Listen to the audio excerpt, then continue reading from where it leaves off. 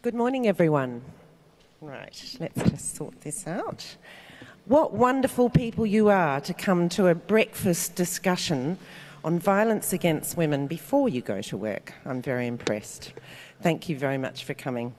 Let me start with a very practical one, which is to please ask everyone to turn their phones to silent, but to equally encourage those of you who love your phones to tweet away as happily as you like on this issue.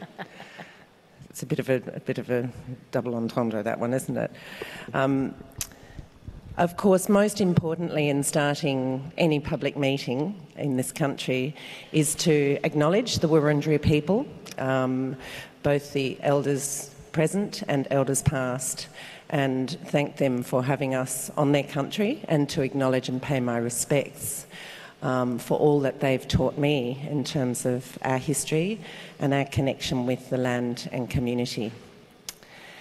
So, as we begin this morning, I should introduce myself. My name's Jo Hayter, and I'm the Executive Director of the International Women's Development Agency. This morning we've come together because for the next 16 days, the world comes together for 16 days of activism to end violence against women. It's an extraordinary campaign that began 21 years ago and is now a part of society in over 150 countries. This is one of thousands and thousands of events going on through the world as we speak. And we know that violence against women is really one of those issues that has tended to be swept aside for a long time. But it's our view that that time has come, and that, as somebody in a military uniform said to me the other day, there's nowhere to hide on this issue anymore. So we thought it was great to bring an extraordinary panel of women together to meet you this morning. These women are each in their own way very distinctive and very distinctly experienced in their own journeys of life, to be able to bring examples and ideas in relation to responses to violence against women. And it's my pleasure to moderate today's panel. I thought what I might do is to do a sweeping introduction of everybody and then move into a discussion that opens us up to a few statements, and then obviously time to have a connection between. So any questions or ideas or information that you want to share will be really warmly welcome. So as I look across this extraordinary group of women, I shall start on my right with Khin Mar Mar Kyi, commonly called Ma. Ma is a social anthropologist and a documentary filmmaker. That's really just the tip of the iceberg, I thought. But Ma's been working as a researcher and a lecturer at the ANU and a consultant to the Department of Foreign Affairs, AusAid and the Australian Federal Police on the issues of child protection, social justice, gender equality, and more specifically at this point in her life, the fight against trafficking of women, gender-based violence, the structural violence of poverty, corruption and vulnerability, and particularly with an emphasis on Burmese migrants living along and within the Thai-Burmese border. Ma's the founder and the director of Fighting Against Trafficking and Exploitation of Women and Children, which is an organisation's acronym FATE, which is one of the earliest of the Thai-Burma border non-government organisations that have been fighting trafficking and exploitation. She's lived in Burma, Thailand, Laos, Cambodia and Malaysia, working with professionalism and passion on a range of programs that's engaged with street kids, orphanages and microfinance programs, particularly targeting women. So please welcome Ma.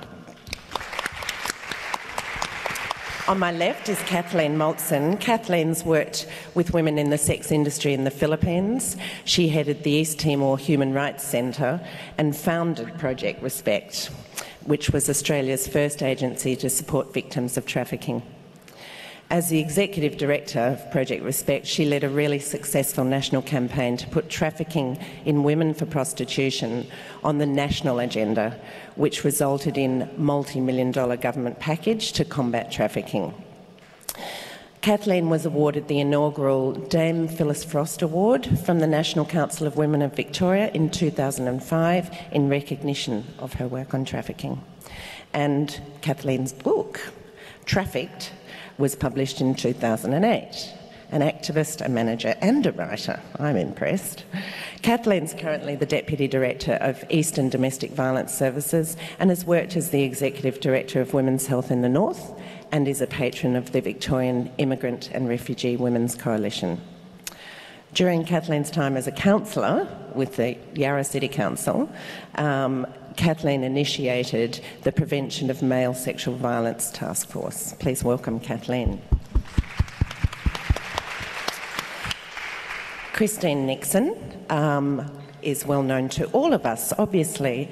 Christine's got 38 years, I'm sorry to enumerate that, Christine, but of experience in policing, but really an extraordinary journey, rising from constable to Assistant Commissioner in the New South Wales Police to Chief Commissioner here in Victoria. Christine, as many of you may know, was Australia's first female police commissioner, an extraordinary achievement. Christine was also the chair of the Victorian Bushfire Reconstruction and Recovery Authority for close to 2 years and now works as an advisor to that authority. Christine also works in lots of advisory roles for a range of public and private organisations and individuals and is closely engaged with the Australia-New Zealand School of Government, that's it, thank you. Christine's recent book, Fair Cop, great title, provides a frank and engaging account of the challenges and rewards of a career that has taken in some of the toughest jobs in the country. Please welcome Christine. Thank you. Thank you. And on my far left is Anj Barker. Anj is with us today, being able to speak to her deep and profound personal experience as a survivor of relationship violence. After a very long recovery in her late teenage years and early 20s, Anj has become an important advocate on a national and international scale for gender-based violence. Anj represented Australia at the International Women's Health Coalition in New York about 5 years ago, which included a few days at the United Nations. Anj's work has been recognised most recently through being elected as the Victorian Young Australian of the Year in 2011.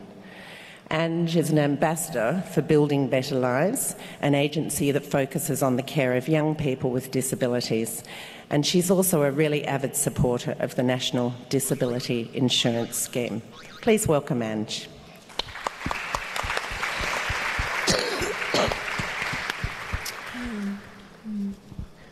So we might start, and Anj, I might throw the first question to you. I thought just by way of introduction, it would be great to hear just from each of you, why is this issue of violence against women important to you in terms of your journey? Anj, what would you say to that? Well, it's just a despicable act, and there should be no tolerance for it throughout Australia and the world. I agree. And just describing what a despicable act it is, both in the home and really in any place across the world. And despicable is a strong word and a word that you clearly understand in your own life, Anj. Thanks. Christine, what would you say? Why does the issue of violence matter to you? I think it's a fundamental issue for our communities. The violence that occurs in the home particularly, I think, is just so damaging and so harmful, and it has costs and implications far beyond what any of us can really imagine. And so I suppose for me, from a very young police officer to a much older police officer, I watched that family violence and broader sort of issues of violence in the home are just extraordinarily damaging and things we have to stop. Thanks. Thanks. Kathleen? I guess, yeah, like everybody, because it's so painful, and I think probably most of us here have some experience of violence. But also, I guess for me, I think it's an organising principle in the world. I think the way women are treated structures the way we run our society and the way we treat the environment. And so what in the past was seen as private and unimportant has shaped the whole way the world works, and not for the good. So I think it needs to be changed. Agreed. It's at the centre of who we are as a society, how we respond every day. Mar, what would you say by way of introduction? I think violence against women is human rights issue. It robs dignity, capacity, and humanity of individual human being. So I think it's related to all of us, not just women. So, Mar, carry on from that thought. I mean, you chose to look at this issue from the view of making a documentary film. I mean, tell us about that journey. What did you find in making that film, and why did you think that film had to be made? Who did you think your audience was? I left Burma 20 years ago, and I was young and alone and a woman. That's where I started to learn what it means to be a woman without safety, security, and freedom. Along the way, I met many, many people who just went to exploit it. Me, because I'm a woman. So I faced so many horrible situations that I consider I would be protected by authority, but they are the ones who exploited the situations. So I have my own experience, so many stories. Whenever police stop me or ask me, are you married? Where will you be sleeping tonight? I feel I have no answer. And I never believed in that I have a right to ask them why you are asking me, until I came to Australia. And in Australia, I started to learn my rights.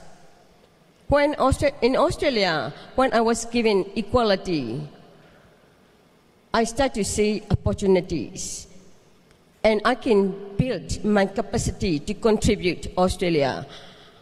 I always went back to Thai Burma border because I know I have many experience of my own.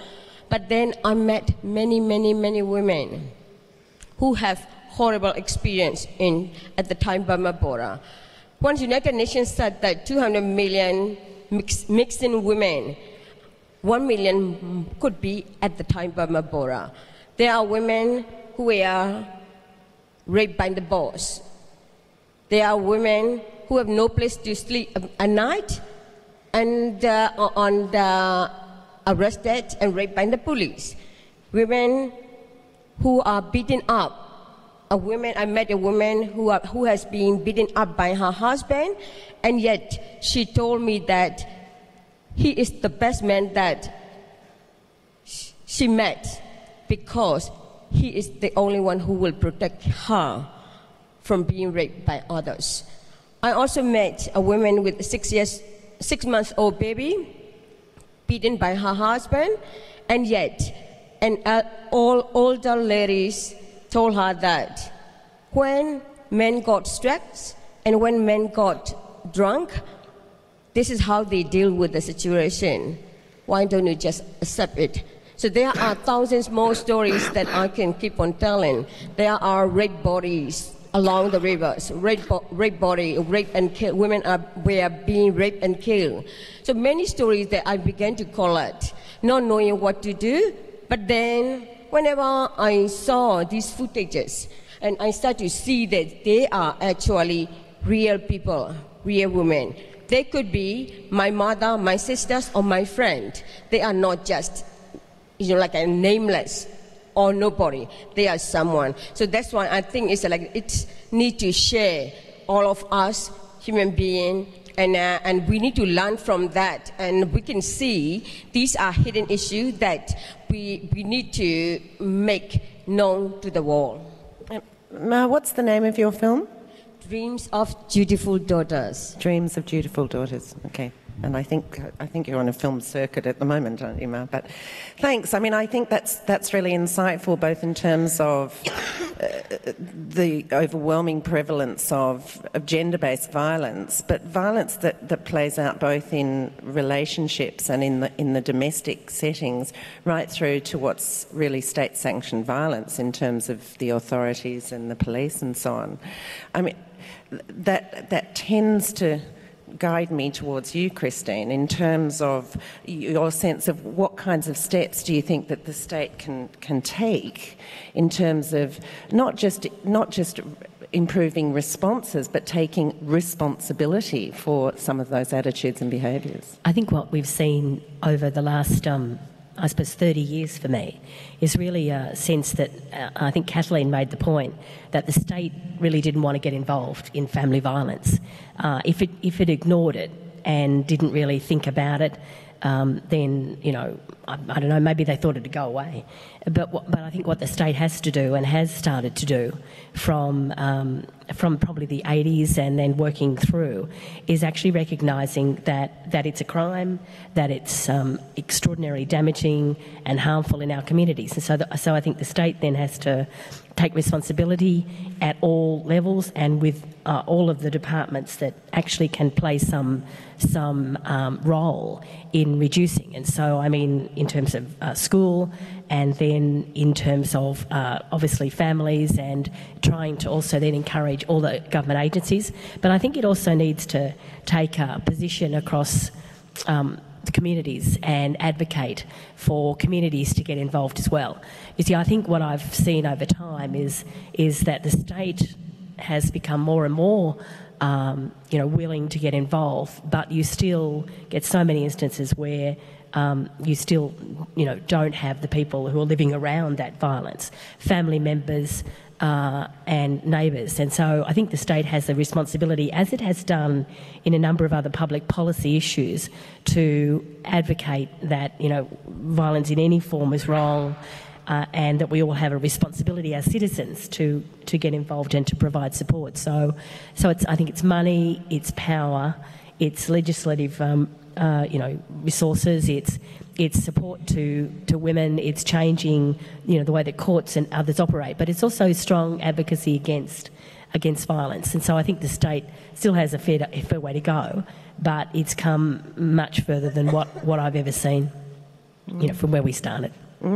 Thanks. No, I think that's interesting, and it's that relationship between the institutions and the communities, and the dialogue, but also the resourcing of that interrelationship as well, isn't it? It is, and I remember my early days, and Kathleen, working with the refuge movement. I mean, I used to say that I think there was only two groups of people ever involved in this, and that was the police and the refuge movement itself, who were great advocates and became great partners with the police to keep us on track, I think, initially, and then also to become advocates in helping us think through, what would work and what wouldn't. And, I also I guess one of the things I think has been a really significant issue is, the idea that you would take women out of a house with their kids after abuse to now move to a model, hopefully, that says we get the bloke out of the house, because it mostly is men, and let the women and children stay and find ways to protect them. I mean, I think that's an on-the-ground kind of an issue, but an important change in attitude that says, how we're going to deal with it. Yes, I'm with you on that. Kathleen, I'm going to come to you in a moment in terms of what you've seen that really does work in terms of that community space. But Anj, I wanted to ask you too, in terms of that sense of what's important in responding to this issue of violence against women.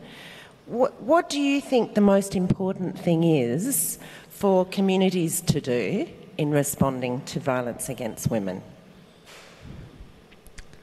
Well, they need to see that it is wrong and completely inexcusable, and to actually respond and get rid of the perpetrator.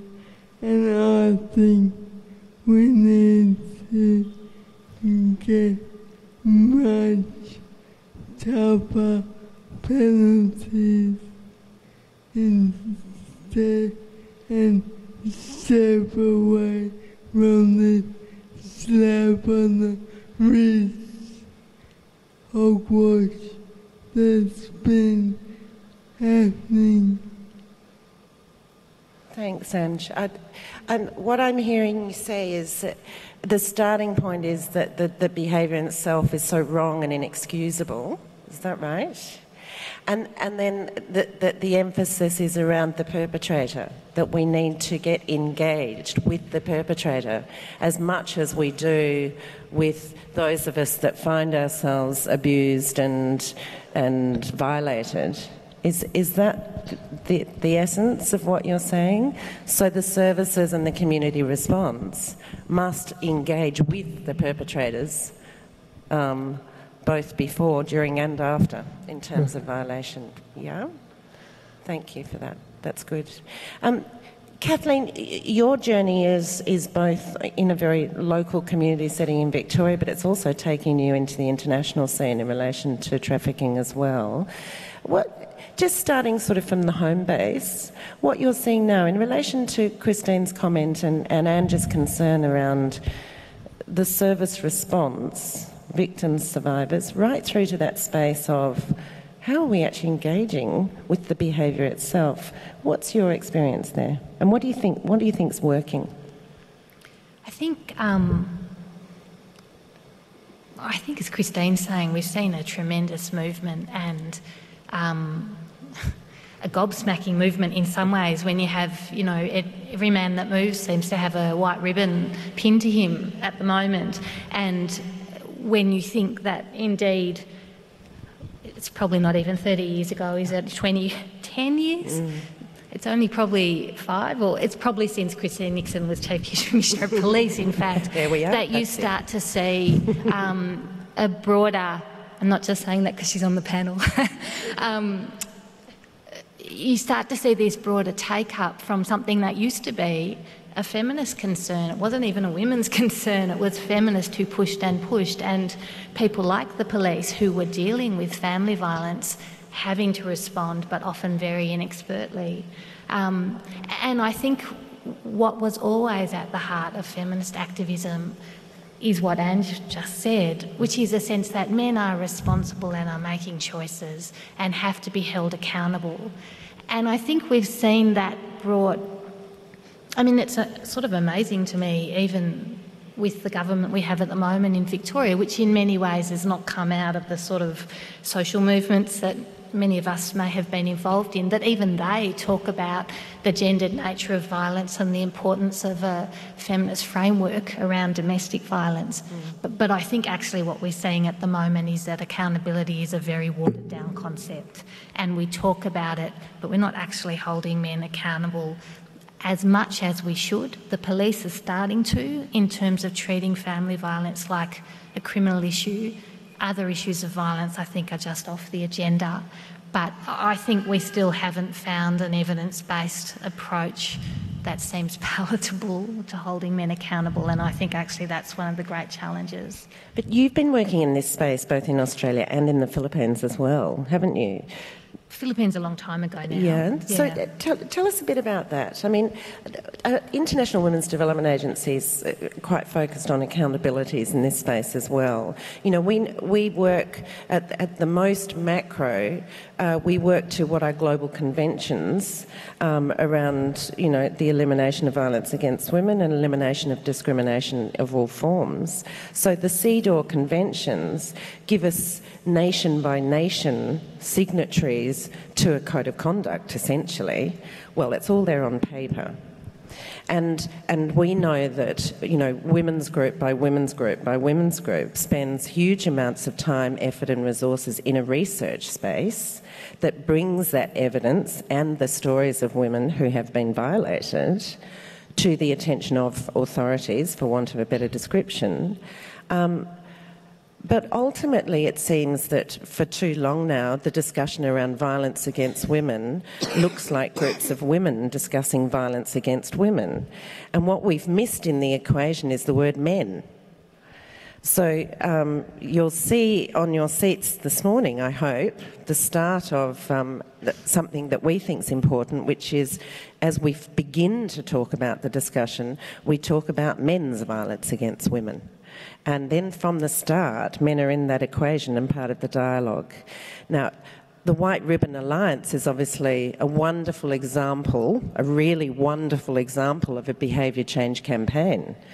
And I have to say, you know, that sense of looking in our cultural context at ways that work to engage in a dialogue is so important, yeah? So this sense in Australia of beginning a conversation with, hey, mate, no, it's not on. No, we don't push our women around anymore. And that whole kind of peer engagement, what a great step. What a brilliant approach. So I can see how that's generating an energy, almost generating a movement, really, amongst guys with their white ribbons at the moment. Brilliant stuff.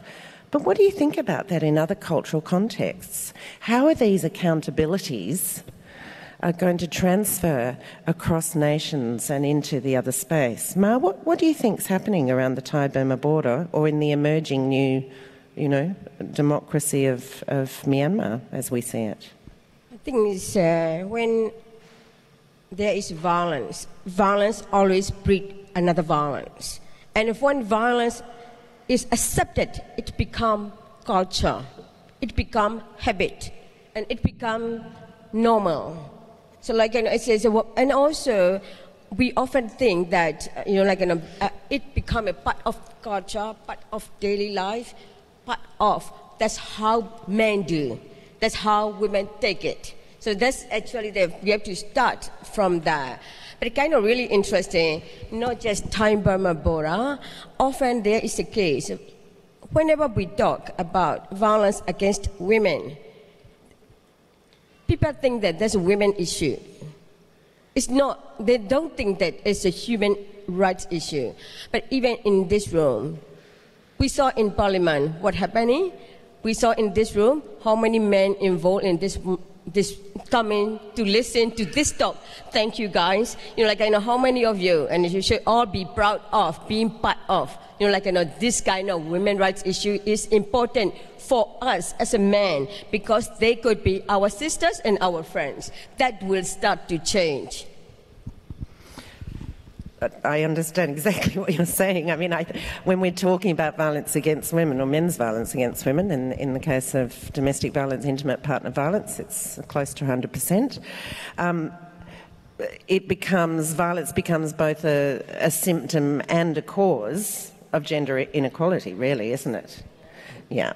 I don't think we're going to have too much debate on that subject today, but I think we probably all can see the reality in our own lives there. But I am interested in the responses to this. I think those of us that are here, anybody that comes to a breakfast meeting on violence against women gets the issue, I suspect. So it would be good to spend some time thinking about the ways forward, what we're seeing that is catalysing change, what it is that we think might even accelerate that change. So again, Anj, Christine, Kathleen Ma, any sort of general comments from you in terms of areas of your work that you think is really making a difference to this issue? It'd be great to share that. Well, what I do is I speak at schools to students, educating them against domestic violence and just showing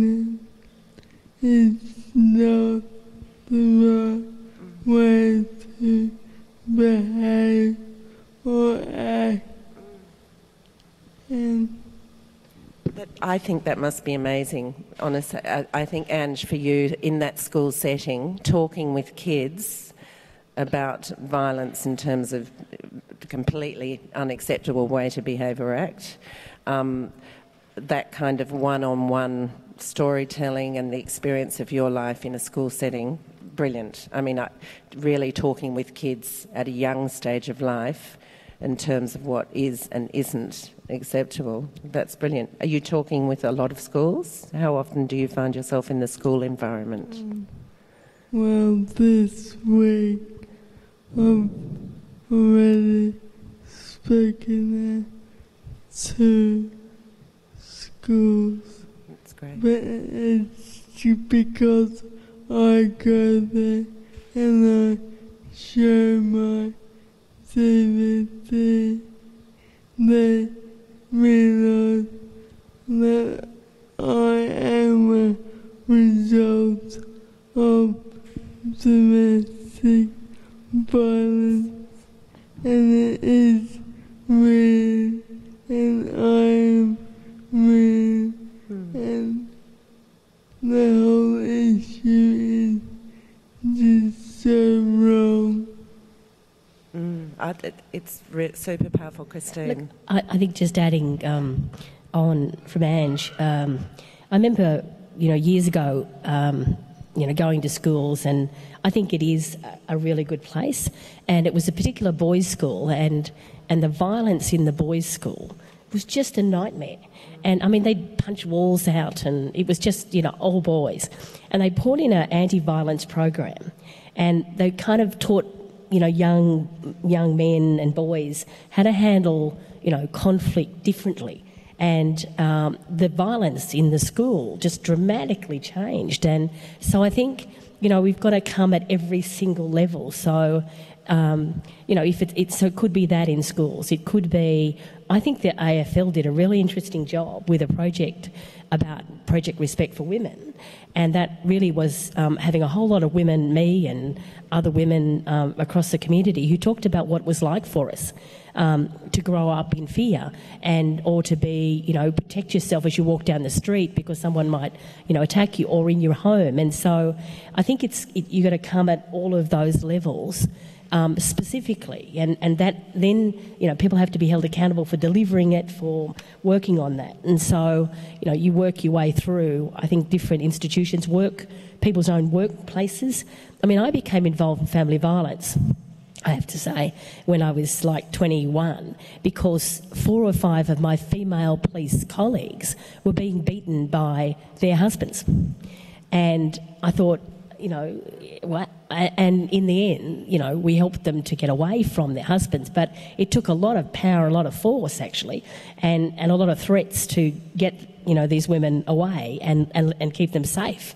And so as a 21-year-old, I went, my God, these women have got guns, I mean, I might have used it actually on the husbands, but you then see people in very powerful positions who are in that circumstance. So all the way back there for me, and then having watched it within the police, and that's violence on violent partners within the police, and then a lot of work about that, and then, watching it in our communities. I think you have to it is all of the institutions. Hospitals have to report it, so it goes. So I suppose the future for us is for everybody to, at all of those levels, to listen to people like Anj, to listen to the women on the panel here about what it's like, and then practical ways of dealing with different circumstances. And I suppose the one piece I wanted to finish on is to say, this myth that men can't control their behaviours is just so much crap, And I mean, because when you turn up as a police officer, trust me, they don't want to punch us out. And, and so it's not as if they can't control it, and they don't punch their bosses out either. And so, and I think that's the piece that I've sort of seen over time that needs to change. Thanks, Christine. Kathleen? I guess in terms of the question about what where the movement is. I think it's really exciting at the moment because I think that maybe the last 3 years it feels to me like there's a reinvigorated feminist movement actually, and for all the criticisms of social media, it's helping that happen. And so, you know, there's a group at the moment that's organising a trades hall, meeting in Trades Hall as Melbourne sort of feminists, partly in response to Jill Maher's murder. So I think that's exciting, and I think that inequality is being named, and there's a whole lot of ratbag feminist stuff happening, and I think that movement stuff is important. There was research recently that says all the policy changes that have happened internationally for women, actually the most important thing is a feminist movement. I think it's also a sign of hope and exciting that we have more and more women leaders, and frankly there's a group in society who will always see that as illegitimate, and we're seeing that played out with Gillard. Like, it won't matter what she does, she cannot be a legitimate leader in their eyes, and there may be people on the panel who've had that experience. But I think that for us that's exciting because I do think women leaders can make such a change to policy, and the police was a good example of that, and so I think it's our job to support those women. And then the other thing that I guess is, for me, an interesting movement, and I feel ambivalent about it actually, is all the white ribbon stuff, because I think it's very exciting to see a mainstream take-up of violence, but often the equality side of it is ignored. And I want to say to all those men wearing a ribbon, give me your money, because it's easy to say, I won't tolerate, mate, don't behave badly. I mean, that's not easy, but I actually think until men start looking at their own power, and I'd like to see from White Ribbon Day to Human Rights Day, men giving $22 a day to women's organisations because they earn 22% more than us, and I'd like a conversation about that. If the men who are putting the badge on will actually seriously take up inequality, I think something exciting could happen. And I'm talking too much, but I've seen too many White Ribbon Day events organised by women, and it's absolutely unacceptable on the day we're talking about accountability that women organising the events and literally doing the dishes afterwards, and that's somehow all right because the blokes get to stand up looking like heroes. So I think we need to be challenging that. Okay, and that needs to be heard more publicly and more widely. Perhaps there's a strike action emerging for White Ribbon Day next year in terms of coordination functions. Let's just get that message out, shall we? Let's just start talking about that. I think that's a really important point to make, and again brings us, there we go, we're right back to that question in terms of equality and women's rights are human rights. We're right back at that point again, cause and symptom. And I think what's coming out in that discussion too is that sense of violence in terms of both, you know, psychological, physical, mental, that incredible dimension of addressing violence against women. So thanks for all those incredible kind of insights.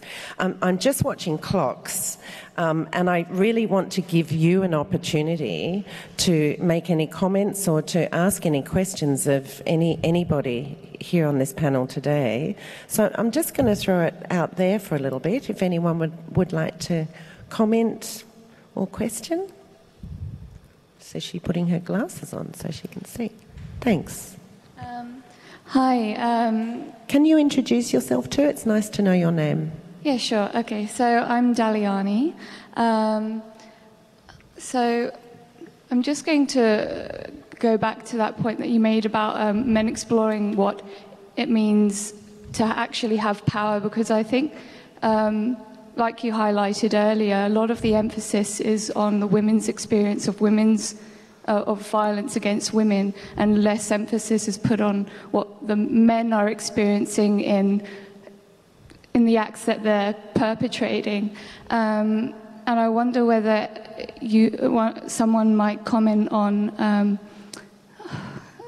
I don't know how to put it, but basically the sort of the emerging kind of explorations of what it means to have power for both sides, like for both men and for women, because I think that as women are getting more of a sense of what it means for them to have power, there's more of a confusion on the men's side for what it means for them to have power in response to that. And I think that that's possibly where there's a bit of kind of conflict, there's a kind of struggle there, rather than a sort of partnership. You know, rather than there being a partnership of women power and men power, there's a struggle between the two powers. I'm thinking Christine Nixon may have felt some of that experience, but anybody is welcome to comment on that conversion between power, or the importance of power and empowerment, and how that comes together. I suppose, I mean, I'm not an anthropologist or a psychologist, but I think what you're talking about is a very important part of us coming to understand, what would happen when you change the balance of power. I mean, having been a woman in a male-dominated organisation for most of my life, it is interesting to watch, and there are some men who are extraordinarily upset by the idea of having a woman in charge, or a woman, leader, and looking like they've got more power. And so I guess it is just a matter of how, I mean, in terms of managing that, I had to work through that process, but it also means we have to kind of look for ways to respect them, but also, to gain that respect back.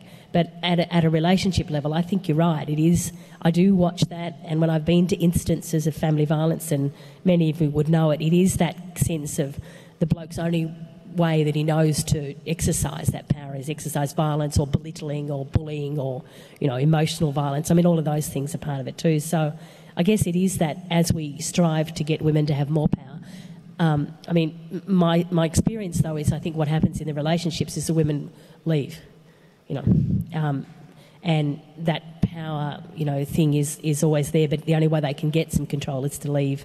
And there are lots of other experiences, but in many cases they do leave. So, look, I can't really comment anymore. You're right, it's an issue, and it's at the heart of how we get people to respect each other's power and women to gain more of it as well. Well, I think knowledge is power.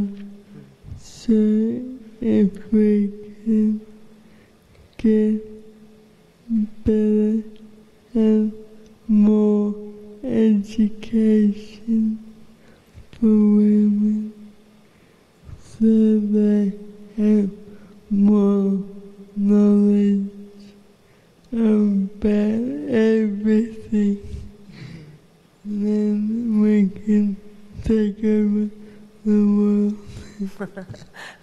Knowledge is power. Once we get that education through, then we can take over the world. That's what I think I heard Anj say.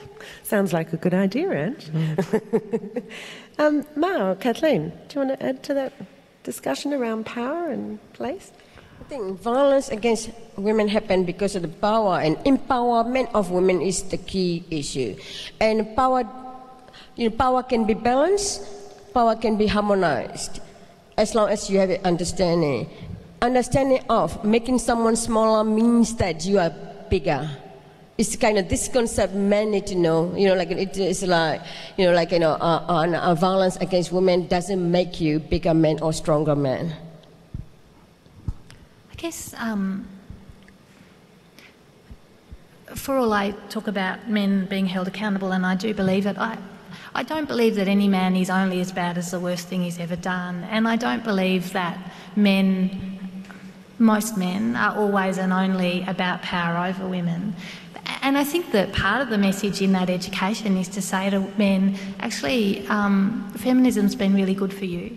The laws in the US that have changed the response to family violence have actually brought down murders, not of women but of men. Women, because of feminism, can escape violence and they don't kill in the same numbers they used to be. We haven't brought the numbers down for women yet. We need to. I think the research is that, I may be slightly biased and I haven't done the research, but feminists, their husbands, their partners are usually happier. Men who spend more time with their kids are happier. So I think we have to re-scope what power is and say to men, actually, we may need to earn the same. You may not be able to treat us with violence and not be held accountable, but there's a power in treating people well, and that's the sort of power we need to claim.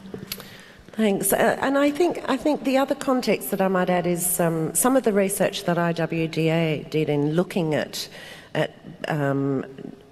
gender behaviours, gender norms, gender analysis.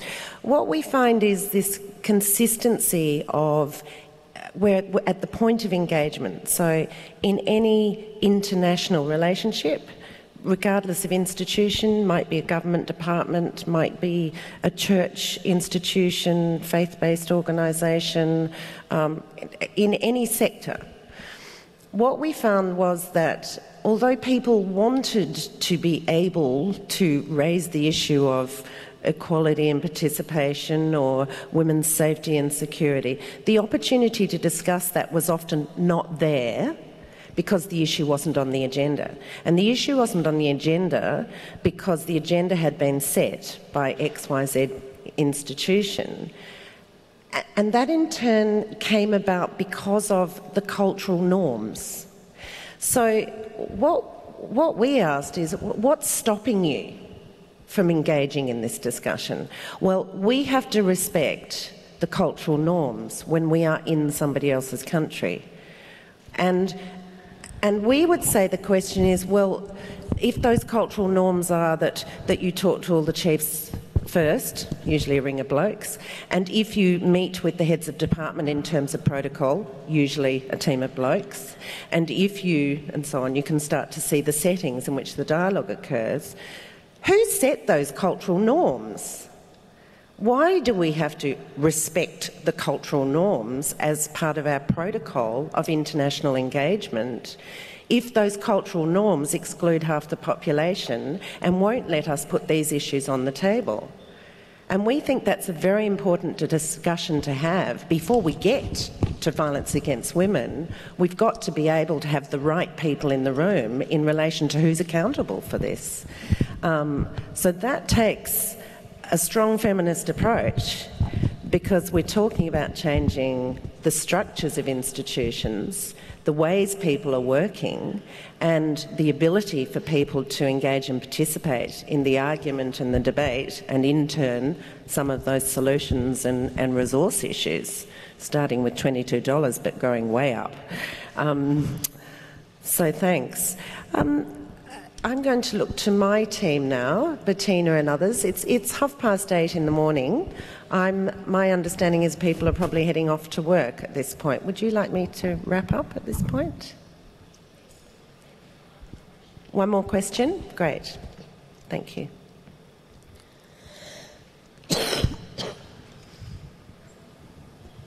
Actually, Oni Wilson from WISER had a follow-up from that last comment, and I think we really need to see ourselves as global citizens in this circumstance, and for women around the globe, male violence against them is extraordinary. And in this age where women and everybody can be connected on the internet, it's important for us to keep our eye on the screen and to be aware of what's happening in other countries and to support issues which arise. And particularly in Afghanistan, we were talking about signing CEDAW conventions. Afghanistan, President Hamid Karzai has definitely done that, but has passed other laws in the country which are extremely violent against women. And there are many examples of incidents happening. But where there has been picked up by the international community, there has been pressure put back on the country, on Hamid Karzai and others to address these issues. And there are men and women in the countries who are working on these issues that we really can support. And by having a large international response to it, it can bring about a large change, and also linking up with women in those countries to empower them. So women along the Thai border, if we connect with those women, our dollar is much larger there and we can make a big difference. So that was my comment. That's great. Thanks, Ollie. You can, ma'am, please. Yeah. And thanks, Oni. And I am very excited being Australian. What does it mean, Australian being a UN security member? It was expensive. It is expensive to be a member. But being a member means not just privilege, it is also responsibility. We can actually work for the inequality of women around the world through UN decision. So as an Australian citizen, you can actually raise your concern at UN meeting and making big changes next 2 years. As an individual, you can be informed, you can support many other organizations, including IWDA from here, or along the way Afghanistan or Thai Burma Bora. You know, one violence against one woman is too many. It is all of our concerns and all of our business, no matter what. We need to use opportunity next 2 years to change and to impact on to the world and women issues around the globe, being member of UN Security Council. We must remember that it is a privilege as well as our responsibility for next 2 years. That's great, Ma. Thanks. You know what? I'm going to take that as a kind of lovely, strong concluding statement from you. I think that's right. Well, the topic was from home to the world. That just about covers it. I wonder if I ask each of you to just share with us what's the thought you think you want to leave this discussion with? What is it that you want to leave with people to think about from this point forward? Yeah, sure. Thanks, Kathleen. I guess the obvious comment, which is violence is not inevitable. It's a system and a choice for individuals, and we can change that. And I think it's only ever been feminists who've changed that. Other people have joined in. So people who are prepared to get up at 6:30 to come to a thing before breakfast have a huge role to play. And I guess I hope we can all keep working. That's great. I think that we've come an enormous distance. I think perhaps adding on from Kathleen's statement about the sort of social media these days, I think we've seen an incredible change, and I think we just need to find all the tools we can to intervene, to stop it happening. If it's happening to you, I think that, which, you know, the research says that of this room and people, you know, there are significant numbers who will have been victims or have seen family violence, and I think to be optimistic that there are support services and you can do something about it. I think as a community we need to keep talking about it, not being afraid. You see, we would be made to feel afraid and to fear what will happen and what will people say about us if we say something. So I'd like to think that we might realise that much of that fear is not real, and that we should be able to talk about it and continue to talk about it. I think we all need to accept and realize how wrong violence against anyone is, but particularly women, because whether we say so we easy for victims to the stronger male species, and this should not be. Sorry, should not ever be tolerated by anyone at all. Thanks, Anj, and thanks everybody. I'm going to leave it at that point. Zero tolerance in relation to men's violence against women. I wish you all a journey forward that sees peace in the home and peace in the world. Thank you for coming this morning. Thank you.